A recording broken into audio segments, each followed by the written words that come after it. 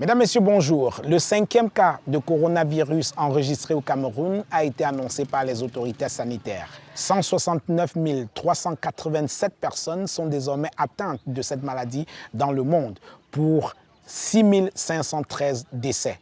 Nous sommes désormais en présence d'une véritable pandémie, d'un problème de santé publique mondiale. Nous sommes ici à l'hôpital Maghrabi ICO Institute avec le docteur Henri Koumbé qui va nous parler du coronavirus et des mesures qui ont été prises dans cet hôpital pour essayer de contenir et de prévenir contre cette maladie. Merci, suivez-moi.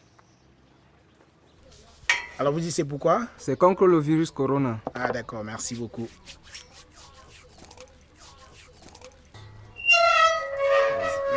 Merci beaucoup, hein. C'est gentil.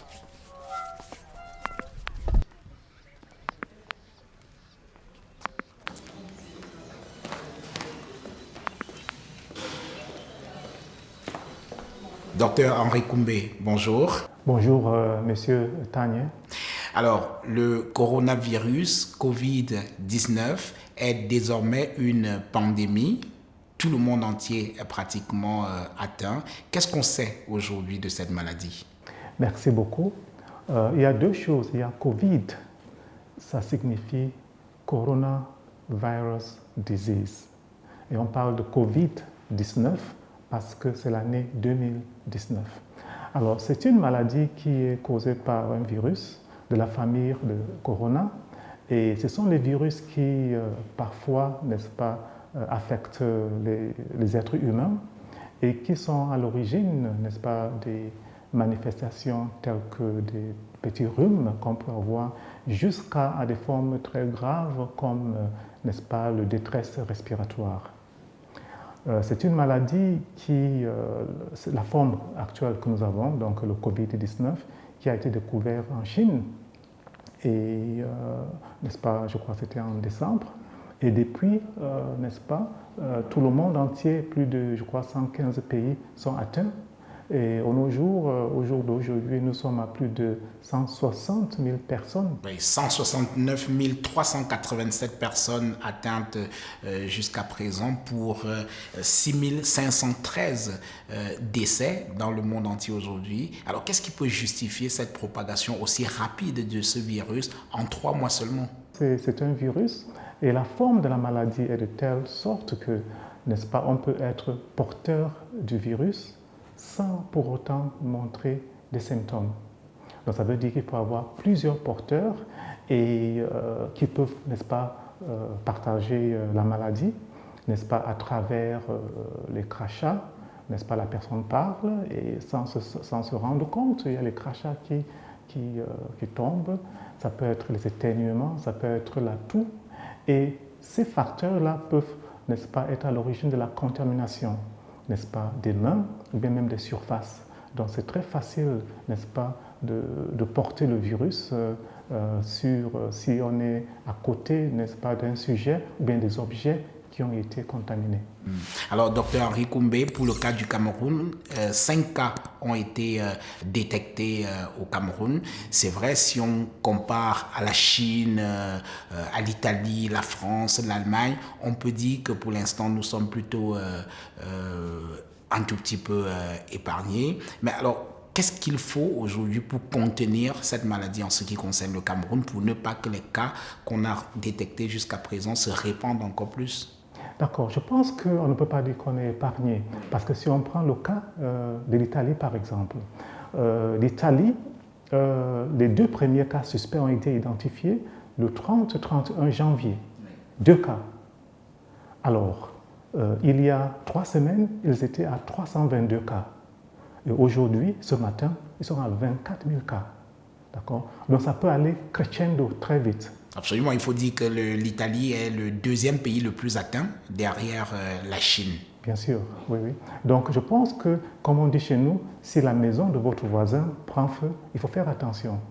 Alors, nous avons, n'est-ce pas, des mesures qu'on peut prendre, nous avons des recommandations à la fois de l'OMS, mais aussi de notre ministère de la Santé publique pour nous aider, n'est-ce pas, à éviter la contamination et diminuer, n'est-ce pas, l'impact de cette épidémie au Cameroun.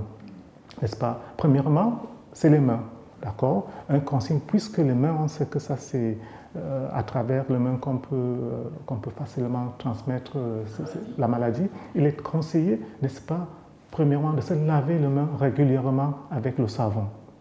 Alors, si nous n'avons pas, n'est-ce pas, le savon et l'eau à proximité, on peut utiliser les solutions de gel, n'est-ce pas, hydroalcoolisé comme ce que nous avons devant moi, pour essayer de décontaminer les mains. La deuxième chose, c'est d'éviter de toucher le visage avec les mains, parce que les mains peuvent être contaminées et vous voyez, Covid-19, c'est une maladie de voie respiratoire.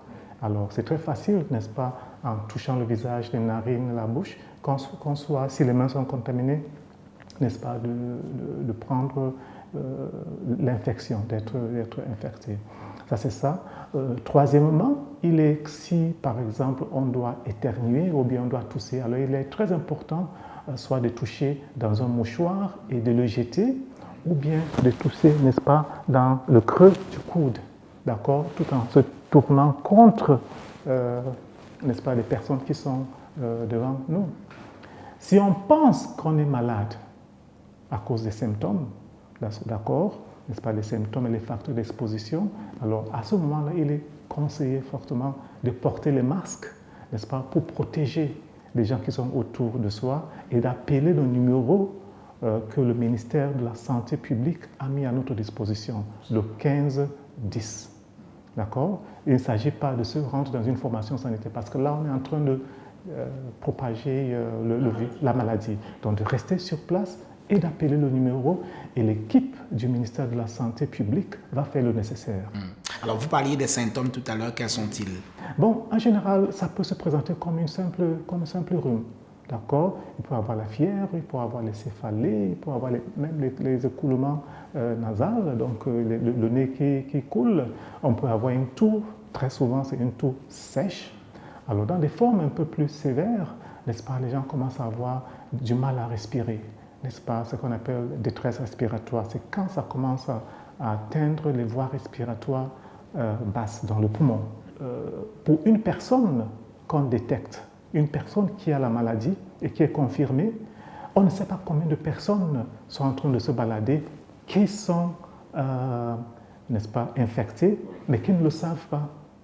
Parce que 80% des personnes qui portent le virus ont une forme milde, parfois même ils sont asymptomatiques. Ça veut dire qu'ils ne présentent aucun symptôme de la maladie. Il est important qu'au niveau individuel et institutionnel, c'est-à-dire en tant qu'individuel, en tant que Camerounais, qu'on prend la responsabilité en main, qu'on n'attende pas que le gouvernement fasse tout pour nous, qu'on essaie de réfléchir, n'est-ce pas, qu'est-ce qui se passe, qu'est-ce que je peux faire à mon niveau pour diminuer le risque de devenir peut-être un malade ou bien quelqu'un par laquelle la maladie peut être propagée, bien que je ne tombe pas malade.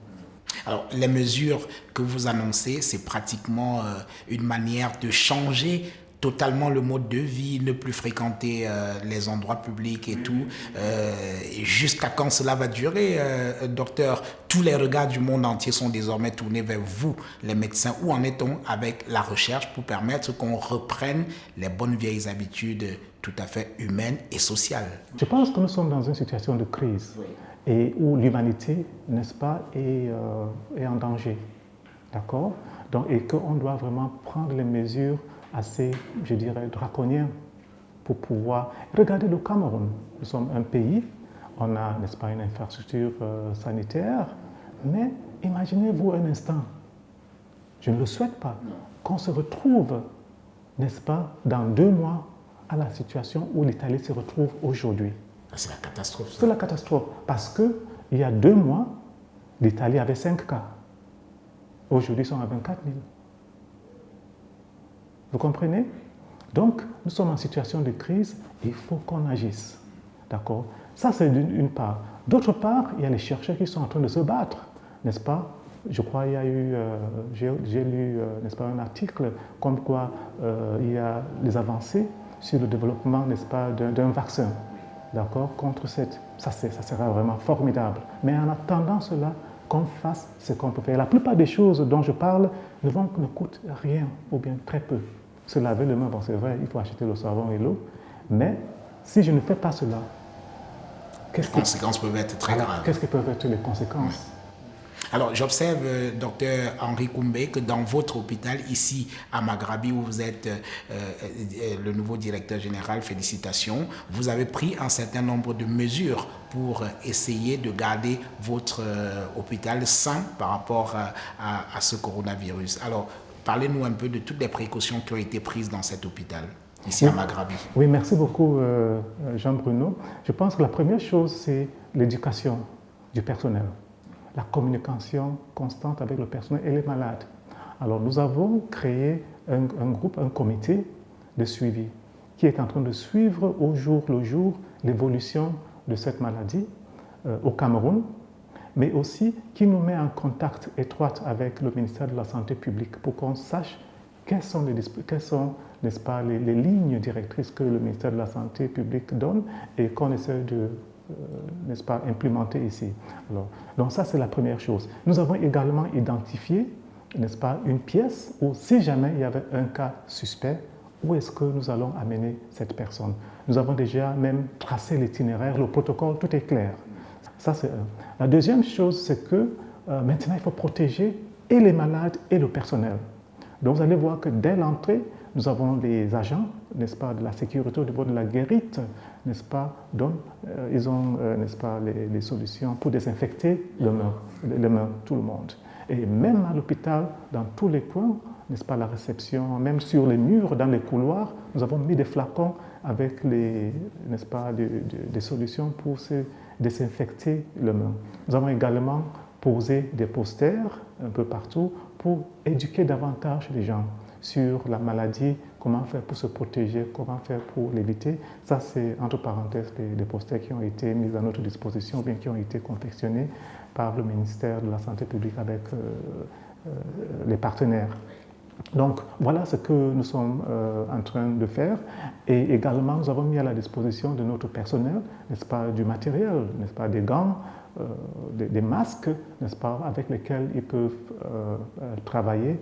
Là, aujourd'hui, nous allons mettre à la disposition de chaque membre de notre personnel une enveloppe contenant un masque. D'accord? Ce n'est pas pour utiliser à l'hôpital, mais c'est pour avoir dans leur sac. D'accord? Quand ils rentrent à la maison, ou bien quand ils se promènent, si jamais ils se trouvent dans une situation où qu'ils trouvent suspect, alors ils ont quelque chose pour se protéger. Alors, depuis la survenue de cette maladie, docteur, il y a beaucoup d'idées reçues et peut-être de fantasmes aussi, vous me direz tout à l'heure, qui circulent. Par exemple, première chose, je vous le demande, docteur, est-ce que la chaleur a un impact sur le coronavirus? Bon, il y a beaucoup de messages que nous voyons sur les réseaux sociaux. Oui, la chaleur peut avoir un impact, mais pas de la manière dont que nous voyons sur les messages WhatsApp. Oui, c'est-à-dire qu'en fait, pour être plus précis sur ce point-là, beaucoup estiment que les pays tropicaux sont un peu épargnés par rapport aux pays du Nord parce qu'il y a beaucoup de chaleur chez nous et le virus ne vivrait pas très longtemps dans ces conditions-là. Nous ne savons pas. Oui. Nous ne savons pas comment ce virus va se comporter. Oui, c'est vrai que nous vivons dans les pays chauds, mais on ne sait pas comment ce virus va se comporter. La preuve, c'est que nous commençons déjà à avoir des cas. D'accord? Il y a une semaine, il y a beaucoup de pays qui n'avaient pas de cas, qui étaient à 0. Aujourd'hui, ils sont à 6, ils sont à 4, ils sont à 5. L'Afrique du Sud, Autre idée reçue, docteur, vous me direz, les Noirs sont-ils naturellement immunisés contre une mort des suites du coronavirus? Ça aussi, je ne peux pas dire, parce que nous avons des Noirs qui sont morts du coronavirus. Donc, je pense qu'il y a beaucoup de fake news à l'extérieur. Ces informations peuvent être dangereuses, peuvent faire en sorte que les gens ne prennent pas trop de précautions. Les précautions, voilà. Oui. D'accord? Que ce soit correct ou pas, je pense que le plus important, c'est de prendre toutes les précautions. Dernière chose, et on s'arrêtera là pour les idées reçues et autres fantasmes. Il se dit qu'en bouffant beaucoup d'ail, on se prémunit contre le coronavirus. Vrai ou faux? Je n'ai pas de base scientifique juste pour expliquer cela. En Tunisie, là, il est fini sur le marché, hein, parce que bon? les gens... D'accord. Je pense que le plus important, c'est la prévention. C'est la prévention, se laver les mains, éviter les attroupements, et je pense qu'on va pouvoir faire l'affaire. Voilà, merci docteur pour toutes ces informations. Faisons simple, lavons-nous les mains vivants et protégeons-nous contre le coronavirus. Et c'est un geste simple. Mesdames, Messieurs, merci de nous avoir regardés. Rendez-vous la prochaine fois.